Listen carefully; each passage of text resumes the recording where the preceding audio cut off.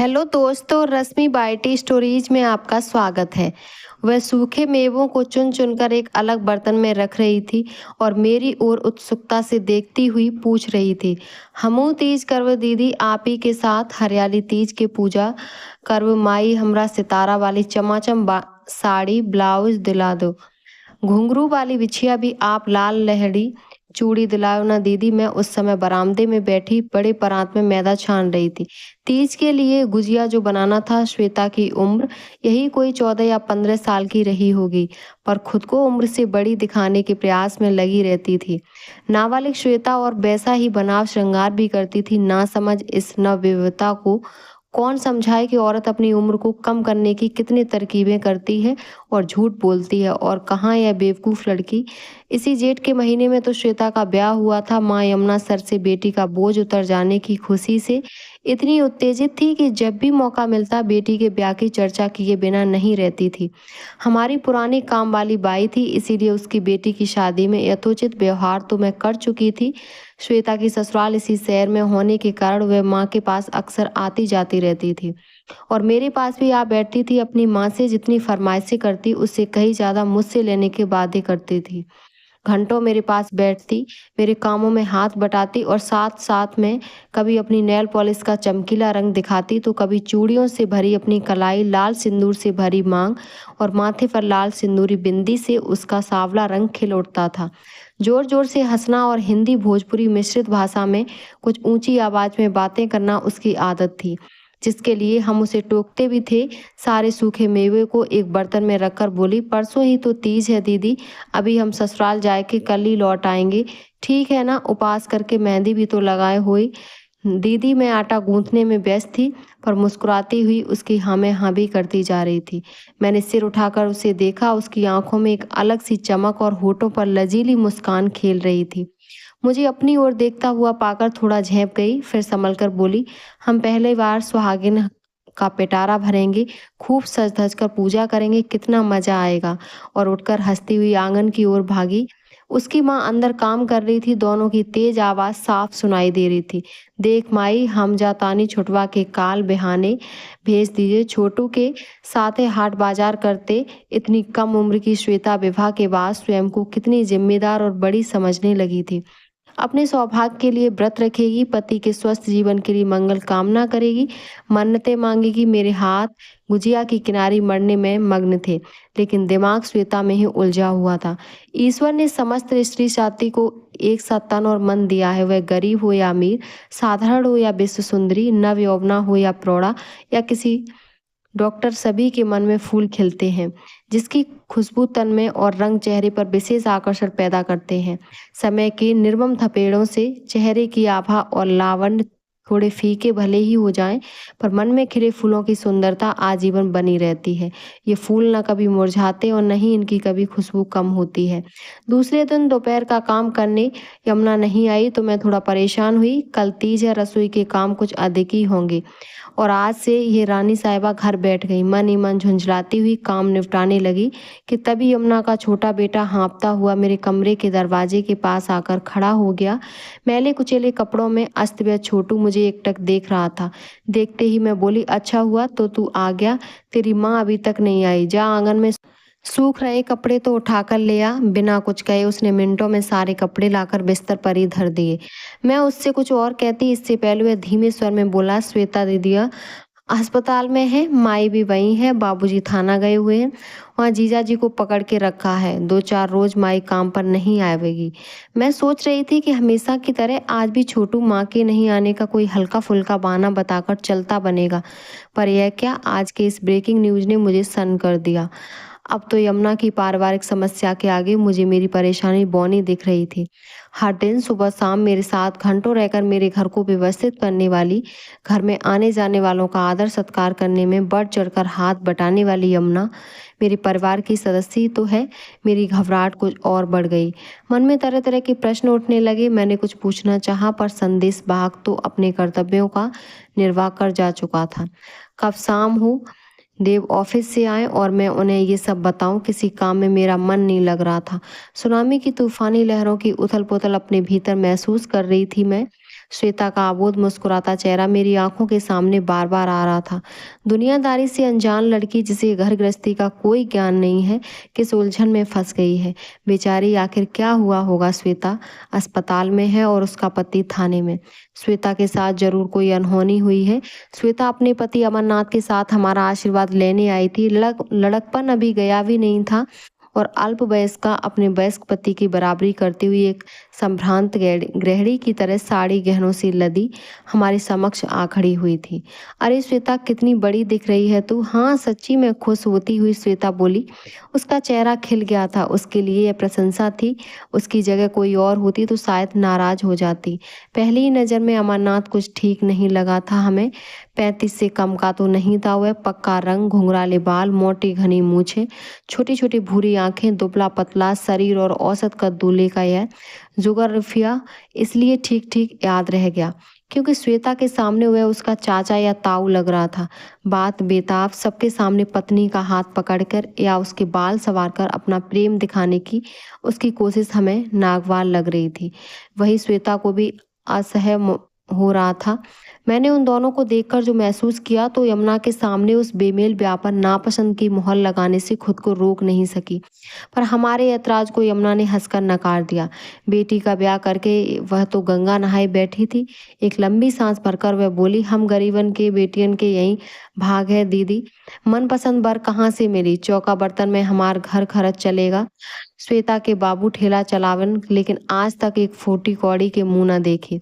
ये दारू मुंडी मारी हमार सौत बन गई। बेटी के ब्याह कैसे कैसे करे हमार मन जाने। और वह सुबकने लगी थी। मैंने भी उसे उस समय कुरेदना उचित नहीं समझा और अपने समाज की परंपरा और संस्कृति को लेकर घंटों सोचती रही। उफ, बोझ बन गई हमारी सामाजिक परंपराएं। आखिर कब अपनी बेड़ियों से हमें आज़ाद करेगी। नारी मुक्ति आंदोलन का जोर पूरे देश में है, पर काश इस आंदोलन का मुट्ठी भर असर भी हम देख पाते। दिखावा और छलावा के सिवा कुछ भी नहीं है ये आंदोलन। जन्म से पहले और जन्म के बाद कब और कहाँ सुरक्षित हैं हम बेटियां। नारी शोषण की व्यथा का अंत ही नहीं है। अखबारों और पत्रिकाओं की लोकप्रियता का मुख्य आधार स्त्री होती है। लड़कियों की चटपटी खबरें, उनका उत्पीड़न, उनका सौंदर्य, निम्न स्त्री फिल्मों से जुड़ी अश्लील तस्वीरें, विज्ञापन और न जाने कितनी ऐसी बातें जिसे सोचकर ही कलेजा छलनी हो जाता है। ये सभी प्रतिदिन पुरुषों का मनोरंजन करती हैं।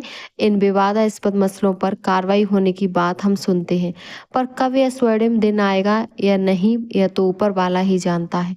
दिन भर बुरे ख्याल आते रहे और घर बैठी मैं नारी सशक्तिकरण की अगुवाई करती हुई थक गई थी। सिर दुखने लगा था। देव के आने का समय हो गया था। मैंने चाय का पानी गैस पर रखा ही था कि दरवाजे की घंटी बजी। जल्दी से दरवाजा खोली और कुछ बोलना चाह रही थी, पर देव ने चुप रहने का इशारा किया और कमरे में चले गए। कितनी बातें थी जिन्हें मैं पति देव को बताना चाहती थी। खैर, चाय लेकर बैठक में आई तो सबसे पहले देव ने ही सवाल किया, आज बाई आई थी क्या। मैंने नामे सिर हिलाया और जो कुछ भी बताने के लिए बेचैन थी उससे कई अधिक जानकारी लेकर देव आए थे। मुझे ताज्जुब हुआ यह सुनकर कि वे अस्पताल से होकर आ रहे हैं जहां श्वेता भर्ती थी। मेरी घबराहट और उत्सुकता को समझाते हुए देव ने मुझे शांत स्वर में हंसते हुए कहा, देखो जो होना था वह तो हो चुका और अब घबराने वाली कोई बात नहीं है। सामाजिक कुरीतियां और लालच समय समय पर हमें झटके देते रहते हैं। अब बताओ भी या बस यूं ही भाषण बताता हूँ। संयोग बस आज अचानक ऑफिस के एक सहकर्मी की तबीयत बिगड़ गई। कुछ मित्रों के साथ मिलकर हमें नज़दीक के सरकारी अस्पताल जाना पड़ा। इमरजेंसी वार्ड में मित्र की जांच करने के बाद डॉक्टर ने आराम करने की सलाह दी और कुछ दवाएं बताईं। बीपी बहुत कम हो जाने से चक्कर खाकर वह गिर पड़ा और बेहोश हो गया। डॉक्टर की बताई दवा लेने के लिए मैं अस्पताल में दवा खाने गया जहां यमुना भी दवा खरीद रही थी। मैंने सोचा कि उसकी तबीयत खराब होगी। शायद नज़र पड़ती वह मेरे सामने आकर जोर जोर से रोने लगी। अपनी बेटी के दुर्भाग्य के लिए वह खुद को कोस रही थी कि काश उसने अभी उसकी शादी ना की होती तो ऐसा बुरा दिन न देखना पड़ता। यमुना को सांत्वना देते हुए उसके साथ जब बाढ़ में पहुंचा तो श्वेता की हालत देखकर सचमुच बहुत तरस आया। उस बच्ची पर खेलने खाने की उम्र में किस झमेले में उसे फंसा दिया गया। नर्स के हाथों में दवा देकर मैं बाहर आ गया। यमुना पीछे पीछे आकर खड़ी हो गई और हाथ जोड़कर यथोचित मदद के लिए विनती करने लगी। मैंने पुनः उसे आश्वस्त किया और वहीं पास ही चाय की दुकान में जाकर उसके लिए चाय और समोसे मंगवाए। लगातार अस्पताल की भागदौड़ में भूखी प्यासी कब से खड़ी थी। चाय पानी से थोड़ी राहत महसूस करने के बाद यमुना ने श्वेता की बेबसी की जो कहानी सुनाई, उसने मन मस्तिष्क को झंझोड़ कर रख दिया। विवाह का पवित्र बंधन भी स्वार्थ और लालच के कारण कैसे कलुषित हो जाता है, यह श्वेता के पति ने कर दिखाया था। श्वेता का पति अमरनाथ यूं तो रहने वाला था बिहार का, लेकिन उसकी रिश्तेदारी झारखंड और उत्तर प्रदेश में भरी पड़ी थी। विवाह की बातचीत करने के लिए उसके साथ जो भी आए थे वे कितने सगे थे यह किसी को भी मालूम नहीं हो सका था। आए दिन उसके पास रिश्तेदारों और दोस्तों का आना जाना लगा रहता था। नई नवेली कम उम्र पत्नी उसकी मीठी मीठी बातों के प्रेम जाल में ऐसी फंसी कि वह अगर दिन को रात कहता तो श्वेता भी हाँ में हाँ मिलाकर तारे गिनने बैठ जाती थी। सपनों की मायावी दुनिया में श्वेता मंत्रमुग्ध होकर समय बिता रही थी। ससुराल के नाम पर सिर्फ अमरनाथ था और पड़ोस के देवर भाभी चाचा चाची जिनके बीच श्वेता का मन नहीं लगता था। पति की हर बात पर आंख मूंदकर विश्वास कर लेने वाली श्वेता के अपार प्रेम को अमरनाथ ने समझ लिया था और इसीलिए वह अपने मंसूबे में कामयाब होता जा रहा था। सुबह शाम कभी भी बेहिचक दो चार लोग अपनी रिश्तेदारी का फर्जी नाम लेकर वहां आ जाते और श्वेता के हाथों सेवा टहल करवा कर लौटते थे। सुधड़ गृहिणी की तरह वह बिना किसी संकोच और आपत्ति के घर के सारे काम करती और आगंतुक का सत्कार भी। पति को शिकायत का कभी कोई मौका नहीं देती। माई की सीख को उसने बहुत कम समय में आत्मसात कर लिया था और पति धर्म का भरसक पालन कर रही थी। उस दिन श्वेता जब शाम के वक्त ससुराल पहुंची थी तो एक अलग ही उत्साह और योजना के साथ आई थी। दूसरे ही दिन तीज का व्रत करने वाली थी। अपने शिव शंकर के साथ से पूजन की मनोकामना सजने संवरने की इच्छा प्रबल थी, पर घर पर प्रवेश करते ही दो व्यक्तियों को उसकी प्रतीक्षा में बैठा देखकर पहली बार श्वेता का मन बुझ गया। उसे यह बात और बुरी लगी जब उसने उन दोनों को कुछ ज्यादा ही घूरते देखा। अमरनाथ से बातें कर रहे थे पर उनकी निगाहें लगातार श्वेता पर थी। श्वेता ने उन्हें पांव छूकर प्रणाम किया और हमेशा की तरह भोजन की व्यवस्था में जुट गई। वह खाना बना ही रही थी कि अमरनाथ ने उसके सामने एक थैला रख दिया। उसमें मुर्गे की कटी बोटियां थीं जिसे पकाना था। हे भगवान, यह क्या! कल पूजा का दिन है और ये लोग यहाँ धर्म भ्रष्ट करने वाले आ गए। श्वेता ने मन मारकर किसी तरह से खाना तैयार किया और उनके सामने परोस दिया। उसने देखा कि सभी शराब की बोतल खोल रहे थे। श्वेता रसोई में जाकर रोटियां सेकने लगी, तभी बाहर बैठक में बैठे लोगों की बातें धीमी आवाज में उसे सुनाई दी। इसी एक पल में जो झटका उसने महसूस किया वह बिजली के तेज झटके से भी बढ़कर था। अमरनाथ जिन आगंतुकों को फूफा और भैया संबोधित कर रहा था, वे दोनों अमरनाथ की पूर्व पत्नी को महानगर ले जाकर बेचने के बाद रुपयों का एक हिस्सा उसे देने के लिए आए थे। उसी कामयाबी का जश्न मनाते हुए आगे की कमाई का खाका भी वहीं बैठे बैठे तीनों ने खींच लिया था। उन्होंने श्वेता के लिए भी सब कुछ तय कर रखा था। श्वेता की तारीफ अमरनाथ के मुंह से तो सुनी थी, पर प्रत्यक्ष देखकर उनकी लाट टपकने लगी। इस बार उम्मीद से अधिक मुनाफे की बातें करके वे ठाके लगाकर हंस रहे थे। कच्ची समझ वाली श्वेता ने परिपक्व संगति में कब स्त्री सुलभ गुणों में परिपक्वता प्राप्त कर ली थी, इसका आभास तब हुआ जब कथित फूफा ने पास आकर उसे कंधे से पकड़कर अपने पांव दबाने के लिए कहा। श्वेता समझ गई कि वह महाजाल में फंस गई है। अजनबी के अकस्मात किए यह घृणित व्यवहार से वह सिहर गई थी। सबके सामने थी तो बच्ची सहमते हुए श्वेता हाथ जोड़कर बोली, माफ करिए फूफा, कल तीज के व्रत में थक गई बानी, और वह अपने कमरे की ओर जाने लगी। मगर यह क्या, वह चौंक गई जब पीछे से आकर उसके परम पूज्य पति देव ने सबके सामने उसे अपनी और खींचते हुए दांत पीसकर भद्दी गालियां देने लगा। ऐसा वज्रपात होगा यह सोच से परे था। कुछ ही पलों में उसकी दुनिया बदल गई थी, जैसे आकाश से धरती पर आ गिरी थी। उसने किसी तरह अपने को संभाला और दरवाजा खोलकर भागने की कोशिश की तो बाल पकड़कर खींचते हुए कमरे में डाल दिया गया। श्वेता चीख रही थी और तीनों निरीह बालिका पर लातों और घूसों की बरसात कर अपनी हैवानियत दिखा रहे थे। एक कोमल अंगी भला कितना सहन करती। तीन मर्दों की ताकत का प्रहार झेलकर बेहोश हो गई। कहीं मर तो नहीं गई सोचकर उनके हाथ पैर रुक गए। इतने पर भी तसल्ली नहीं हुई। डर था कि जाल में फंसी सोने की चिड़िया कहीं उड़ न जाए। उसके हाथ पैर रस्सियों से बांध दिए। श्वेता को रातों रात बाहर ले जाने की योजना थी, आनन फानन में बना ली गई थी, पर यह सर्वविदित है कि जाको राके साइयां मार सके न कोई। गली में खुलने वाली खिड़की से श्वेता की बचाओ बचाओ की चीख पुकार कुछ लोगों ने सुन ली और जोर जबरदस्ती करके वे लोग घर में घुस आए। मोहल्ले के दबंग लोगों ने उन तीनों शातिर धंधेबाजों को पुलिस स्टेशन का रास्ता दिखाया और अचेत श्वेता को अस्पताल में भर्ती कराया। यमुना इतना सब बताते हुए एकाएक चुप हो गई तो मैंने टोका। उसके चेहरे पर आक्रोश दिखने लगा। वह बोली, अमरनाथ जैसा शैतान हर गली और चौराहा पर घूमता रहता है साहब, जो कम उम्र की बेटियन का जिंदगी खराब कर देता है। उसने बताया कि श्वेता के साथ अमरनाथ की तीसरी शादी थी। वह गरीब और लाचार पिछड़ी जाति की कम उम्र लड़कियों से विवाह के बदले परिवार वालों को 5 या 10,000 रुपए देकर राजी कर लेता था और कुछ दिनों के बाद बड़े शहरों में ले जाकर मुंह मांगी कीमत पर बेच देता था। ऐसी लड़कियां जिस्म फरोशी के धंधों में जबरदस्ती उतारी जाती हैं और कितनी विदेशों में भेज दी जाती है। मेरी तंद्रा भंग हुई तो सामने रखी चाय ठंडी हो चुकी थी। मैं रसोई में जाकर फिर से चाय बनाने लगी। सुबह नींद खुली तो सबसे पहले श्वेता की याद आई। मन हुआ जाकर उससे मिलाऊं, पर हिम्मत नहीं जुटा सकी।